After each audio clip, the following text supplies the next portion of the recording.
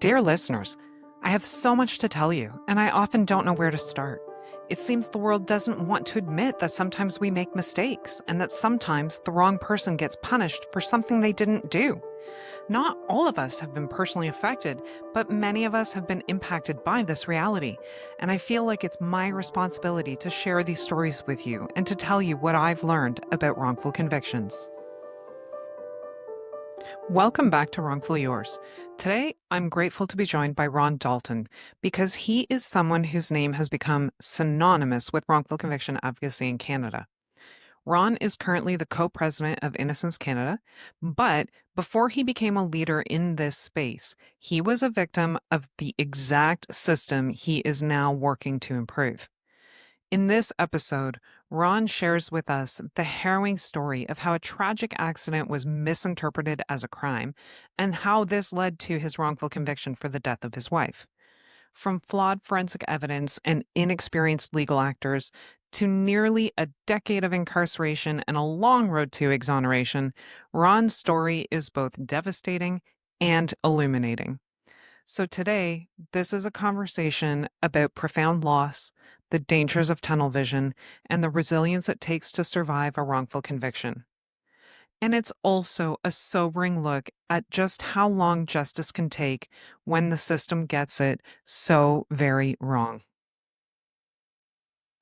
So, welcome, Ron. I am so excited to have you join me today because you are a leading figure in wrongful conviction work these days, given your role as co-president of Innocence Canada. And I think it's really important to bring your voice to the table. So I am hoping that we can start by you kind of giving us an overview of how you got drawn into this whole crazy world of wrongful convictions.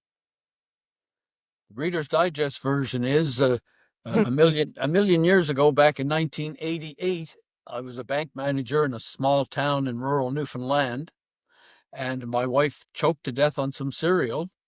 We had a hospital pathologist with no forensic training and no expertise in the field and no experience doing forensic autopsies.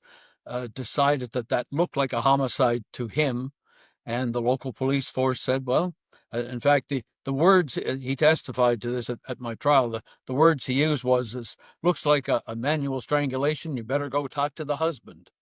And wouldn't you know, they left the autopsy suite, came to my house, asked me to go to the police station around midnight, 24 hours after my wife had been taken to the hospital with breathing difficulties.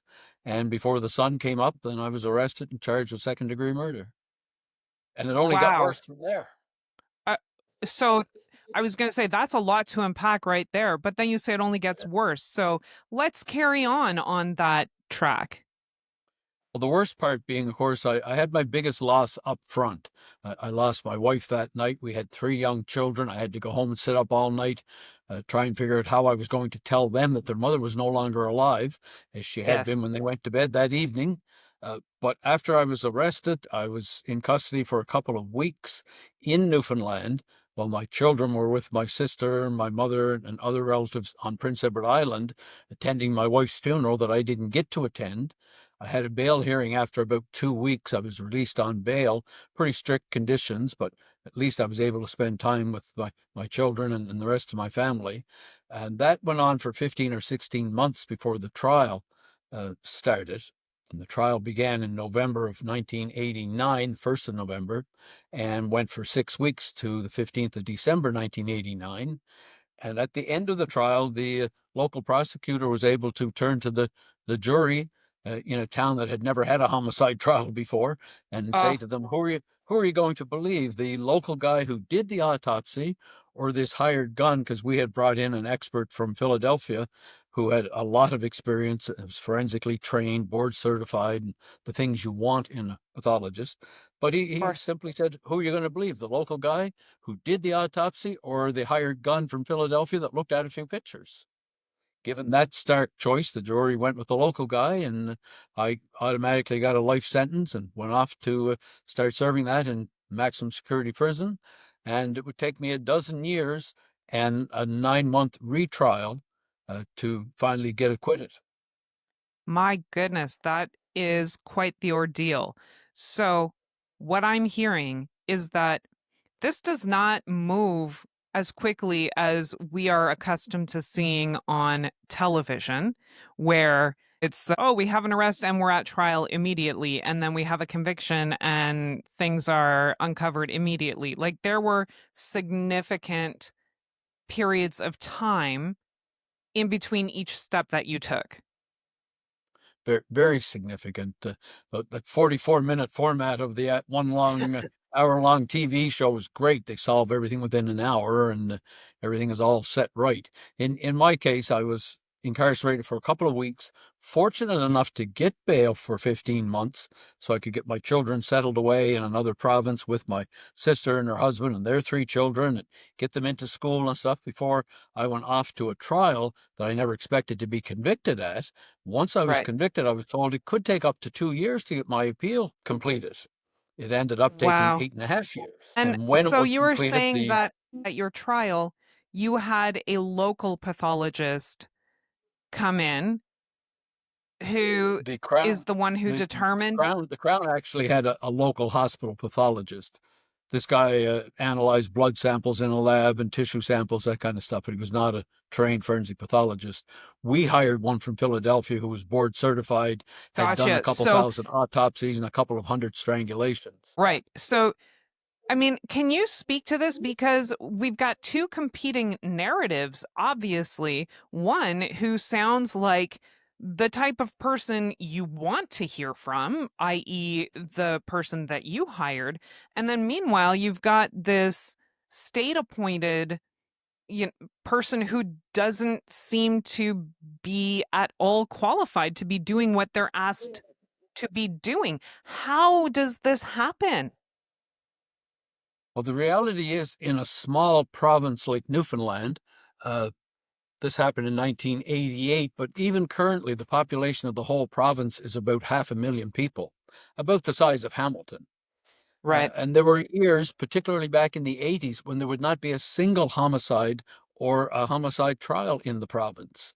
So any pathologist practicing there would not get much experience, which is a right. good thing. If you're trying to raise a young family, as my wife and I were, it's a nice, quiet place to live, but you don't develop an expertise in forensic pathology without doing some autopsies.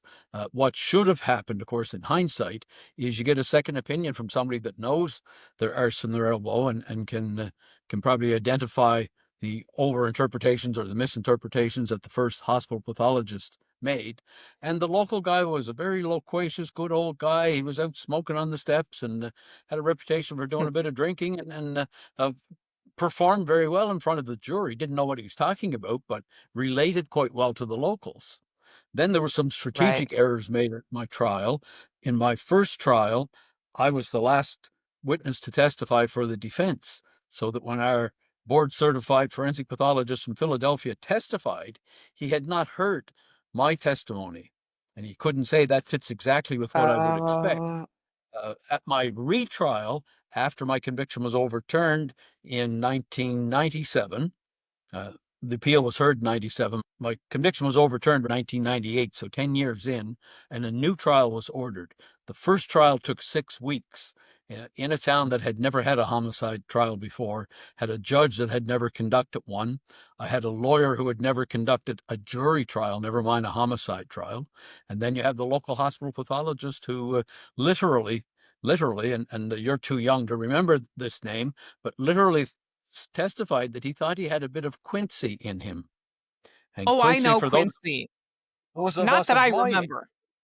will remember, it was he had a little 1 hour TV show where he not only was a pathologist, but he also wanted to solve crimes. And this guy literally testified that he thought it was his job to find the cause of death and then help the police solve it, which is not the Wow. role of a qualified forensic pathologist. In hindsight, listening to you speaking, it sounds like your case was essentially a training manual for every state actor in the province at the time. If you have a defense lawyer who hasn't done a murder trial and, a pathologist who hasn't done autopsies and the Crown and the police and, people who are not used to investigating cases. It's like you are the training exercise, which is a really unfortunate position for you to be in, obviously. What made you stand out as being the prime suspect or the Well, there only was suspect? myself and my wife were home with our three children sleeping, at 11 o'clock or 11:30 at night. That was the one year that Newfoundland, in their infinite wisdom, decided that if daylight savings time was a good thing, why don't we try double daylight savings time? So currently, Oh, when I'm in Newfoundland, I'm an hour and a half ahead of you. That particular year, I would have been 2.5 hours ahead of you. So I was sitting around watching the 10 o'clock national news, which came on at 11:30 because of this strange little experiment that they did that particular year. So had my wife been assaulted and strangled, I'm certainly the prime suspect. There's only the two adults in the house and three children sleeping upstairs who are aged 18 months, 6 years, and 9 years. right, And they right. slept through whatever didn't happen. They slept through it all. And it was just a complete rush to judgment. Like it seems Definitely, that definitely they're right. falling victim to the think dirty mentality. Like that they think that there must be a crime, that it couldn't possibly be an And accident. that's not uncommon in police forces, not just in the RCMP in rural Newfoundland back in the late 80s. That's not uncommon to start out and take all the precautions, do all the steps, investigate it like it is a crime until you know it isn't. And I don't have a big problem with excluding all the other possibilities, as long as you make sure you have a good foundation, or in this case, you get a second opinion. Yeah, If you have a guy who's got never going to develop an expertise in that field because it's just not enough business in that field in rural Newfoundland, sure. you just get his report or his findings reviewed. We actually had in the town of Gander, which was only a small town, famous these days for the Come From Away musicals and stories, but at that time we had the local RCMP detachment, which had 8 or 10 members, but it also happened to be near the center of the province. So there was also a regional detachment there, a substation or something that supervised 8 or 10 detachments, including Gander. We would find out later when we got disclosure that we were not entitled to back in 88, 10 years later for the retrial. The laws had changed a little bit. Disclosure, there was a Stinchcombe ruling out of the Supreme Court of Canada that opened up disclosure a bit. We got 7 or 8 boxes of disclosure we had never seen at the first trial that had been available then. Wow. But going through this, we learned that there was quite an argument during the night as I'm being interrogated in a little room between the staff sergeant in charge of the local detachment and the staff sergeant in charge of the subdivision. Local guy was a little older, said, well, this guy doesn't appear to be a danger to the public. Why don't we take a step back, let him go bury his wife and attend to his children. We can keep an eye on him and we'll dig into this further before we jump the gun. Local guy says, no, we got him in the room now. Why would we let him go? I run the subdivision, you only run the detachment. So we overruled him basically and pushed Wow. ahead. Once you start the train moving, nobody gets in the way to try to stop it. It just rolls on Sure. its merry way. Sure. So then your trial you said was 6 weeks? The first trial was The six first trial. weeks. And Yes. it ended with a conviction, which Conviction. I'm sure came as a surprise to most people other than the police force. And so, how do you process that? What's going through your mind when you hear those words? My mother happened to be in the back of the courtroom, and the thing that went through my mind mostly was hearing her screeching and bawling in the Mm, back of the courtroom. That has never left. yeah. Now she dusted herself off later that day, her and my brother, and they made the trek back to Prince Edward Island to be with my children. And this is 10 days before the first of 9 Christmases that I'd be absent for, and pretty Wow. devastating for everyone. But you had 6 children. My sister and brother-in-law had 3 children. I had three, and 3 of them were still in diapers. So Wow. they've got a big responsibility to look after. And the last thing I said to her on that particular day is look after the children. We'll figure all this out, And so I'm taking off to put in custody right away, and spent the next 9 Christmases in custody. And I'm guessing at this point, you were not thinking that you would be in custody for that long, that surely somebody's going to find the I mistake. had been told I filed a notice of appeal within 2 weeks of my conviction. So just before the end of December 1989, I filed a notice of appeal. I was told it could take a year and a half to get the transcripts manually prepared, because this is a a lower level of technology back in those days, and the court Sure. clerks would type up transcripts from tapes, cassettes. You remember those old cassette things? I Uh, sure they would do. they would do those back in their spare time when they weren't in the office doing other things, and those had to be prepared so the lawyers could do their arguments up and file them with the courts. And then for the next 8.5 years, I was waiting for my lawyers to prepare and file the necessary documents to have my appeal heard.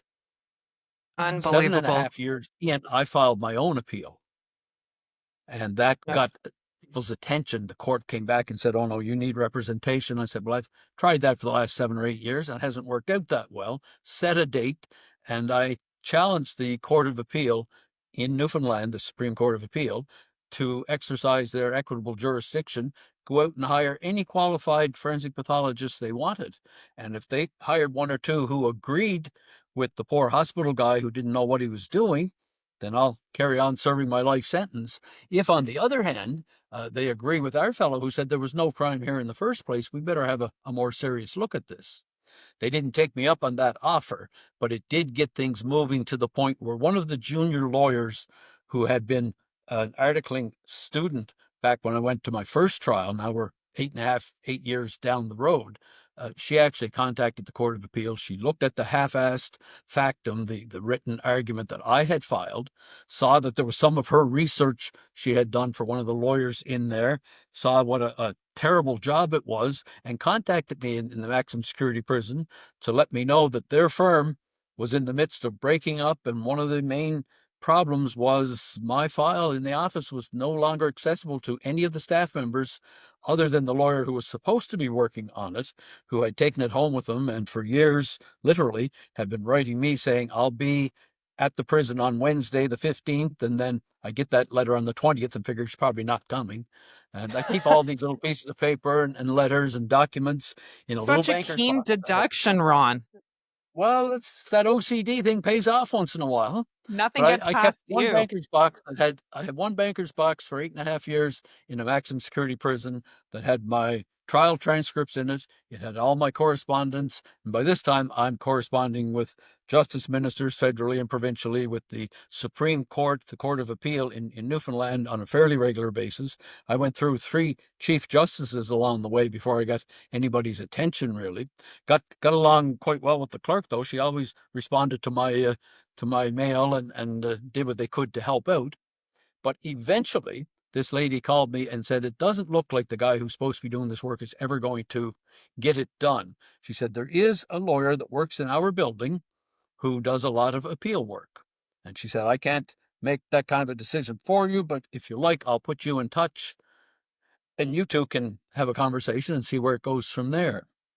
So a couple of days later, I get a call at the prison from this young Jerome Kennedy fellow who took on the appeal. And of course, in true bureaucratic fashion, I had spent over $100,000 of my own and family money, whatever we could raise, to get into prison, and was rather penniless 8.5 years in, because the children had to be fed and there were other priorities out in the real world. Of So course. I ended up with a legal aid certificate 8.5 years later, trying to find a qualified lawyer to conduct and perfect my appeal. Jerome started working on it while another lawyer had a certificate to be funded, but he wasn't doing the work. The Oh Legal my. Aid Commission, of course, took the sensible position that I could not transfer that certificate to the guy who was actually doing the work. I could have one of their staff lawyers, though, who would work on this in his spare time, and most legal aid lawyers don't have a lot of spare time. And at that Yeah. point, I'm a jailhouse lawyer, and I don't have a lot of confidence in the legal aid system, period, and their their lawyers in particular. So Jerome worked So on this for a year and a half or so on his own time while somebody else held the certificate, and I felt guilty over that. so Wrongly convicted Jerome did people feel this lots of guilt. Jerome did it completely pro bono? He did it completely pro bono up to the point where I was in court myself, unrepresented, one day in front of the panel of 3 Supreme Court of Appeal justices, and explained all this to them, that legal aid was refusing to transfer their certificate to the guy who was doing the work. Yeah. And Chief Justice said, let's take the afternoon. Said, come back tomorrow. I'm going to make a call. And wouldn't you know, that afternoon I got a call at the local provincial penitentiary and was told that that certificate could be transferred to Jerome. So Jerome did get some money, maybe half of what he should have got, and the legal aid rate was half of what he normally would get. So he didn't make a lot of money. And I Right. felt guilty for that. The old banker in me came to the fore and said people shouldn't have to work for no money, and sometimes good work is not cheap and cheap work is not good. So you want somebody to Absolutely. be well paid to represent you.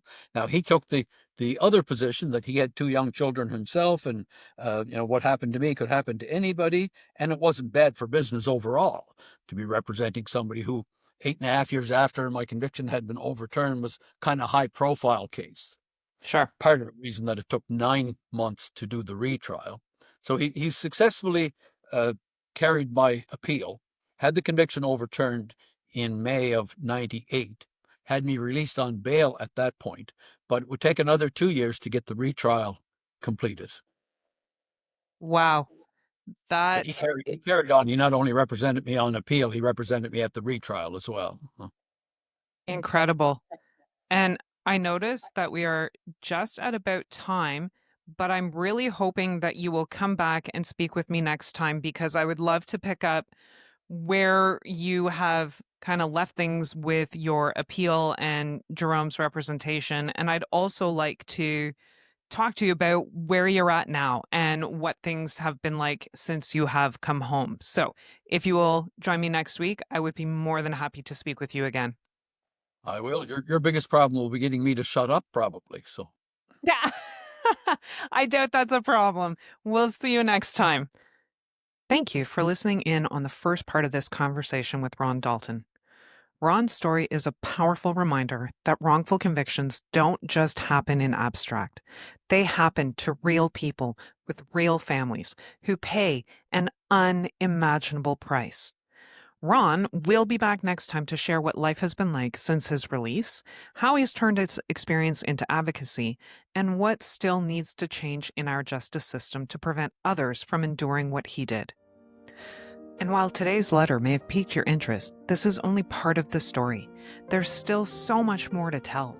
The effects of wrongful convictions are far-reaching. They touch us all. I'll write to you again soon as I continue my conversations with those whose lives have been impacted by a wrongful conviction. But until then, I remain wrongfully yours. And so, if you were moved by this episode, please consider sharing it with others, liking and reviewing us, and following the podcast on your favorite platform so you don't miss what comes next. And as always, thanks for listening to Wrongfully Yours, where we believe that telling these stories is the first step towards preventing the next injustice. And until next time, stay curious, stay hopeful, and keep fighting for justice. If you have something that you want to talk about with me, or even if you want to just send me some words of encouragement, you can drop me a line at wrongfullyyourspodcast@gmail.com. You can also check out my website, kellylozon.ca, for more information about me and the kinds of things that I do.